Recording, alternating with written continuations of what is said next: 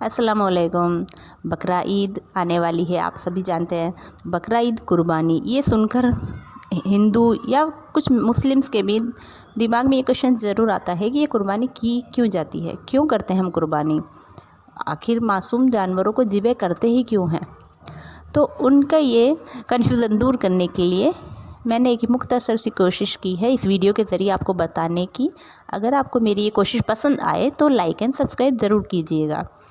तो आप ध्यान से देखिएगा ये वीडियो।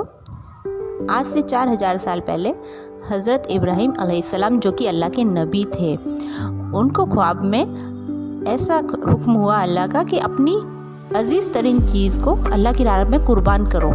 तो उन्होंने ख्वाब में देखा कि वो अपने बेटे इस्माइल अलैहिस्सलाम को ज़िबह कर रहे हैं। जब उन्होंने ये ख्वाब देखा तो इससे अल्लाह का हुक्म समझा, क्योंकि नबी जो हैं उनके जो ख्वाब आते हैं वो अल्लाह के हुक्म ही माने जाते हैं, उन्हें आम तरह से ख्वाब नहीं आते। तो इस ख्वाब को उन्होंने अल्लाह का हुक्म माना और अपने इस ख्वाब को उन्होंने अपने बेटे इस्माइल अलैहिस्सलाम को भी बताया। तो इस्माइल अलैहिस्सलाम बिल्कुल नहीं हिचकिचाए और उन्होंने फ़ौरन इसके लिए हामी भरी। उन्होंने कहा, अब्बा जान, आप अल्लाह का हुक्म मानिए और आप मुझे अपने फर्माबरदार बंदों में पाएंगे। मतलब वो इस हुक्म के लिए फ़ौरन राज़ी हो गए। उन्होंने बिल्कुल कोई क्वेश्चन इफ़ बट जो हम क्वेश्चंस करते हैं, हम जो हर बात में नुक्स निकालते हैं, हर बात में मना कर देते हैं, उन्होंने ऐसा कुछ नहीं किया। वो एकदम से तैयार हो गए इस हुक्म को मानने के लिए। तो आप देखिए, अल्लाह के हुक्म से उन्होंने ये तय कर लिया कि उनको अपने बेटे इस्माइल अलैहिस्सलाम को ज़िबह करना है। तो ये तय हुआ और जब इब्राहीम अलैहिस्सलाम ने अपने बेटे इस्माइल अलैहिस्सलाम को ज़िबह करना चाहा तो अल्लाह को उनकी फर्माबरदारी, उनका ये हुक्म मानना इतना पसंद आया कि उन्होंने इस्माइल अलैहिस्सलाम की जगह एक मेंढा रख दिया। दुम्बा कहते हैं, रिवायतों में आता है कि एक दुम्बा आ गया उसकी जगह। तो आप ये देखिए, ये सब करिश्मा अल्लाह ही का था। अल्लाह सिर्फ उनकी नीयत आजमाना चाहते थे कि उनकी नीयत क्या है, क्या वो इस काम के लिए राज़ी हो जाते हैं। तो उनको सिर्फ नीयत देखनी थी। तो तब से ये रिवायत चल रही है कुर्बानी की।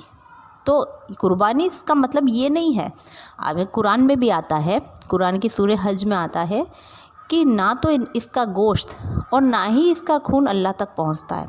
अल्लाह तक सिर्फ पहुंचता है तुम्हारा तकवा। तकवा मतलब अल्लाह की पसंदीदा कामों को करना और जो अल्लाह को पसंद नहीं है उसे रोकना, उसे ना करना। मतलब अल्लाह की राह में अल्लाह के दिए हुए हुक्म को मानना, अल्लाह को राज़ी करने के लिए काम करना। तो तकवा अल्लाह को पसंद आता है। अल्लाह की राह में इसका खून या गोश्त कुछ भी नहीं पहुंचता अल्लाह तक, सिर्फ आपका तकवा पहुंचता है। तो सिर्फ आपका तकवा देखने के लिए कुर्बानी की जाती है। आजकल हम देखते हैं कि कुर्बानी जो लोग करते हैं, आज के दौर में इंसान का सबसे बड़ा, सबसे अजीज़ तरीन चीज़ उसका पैसा है।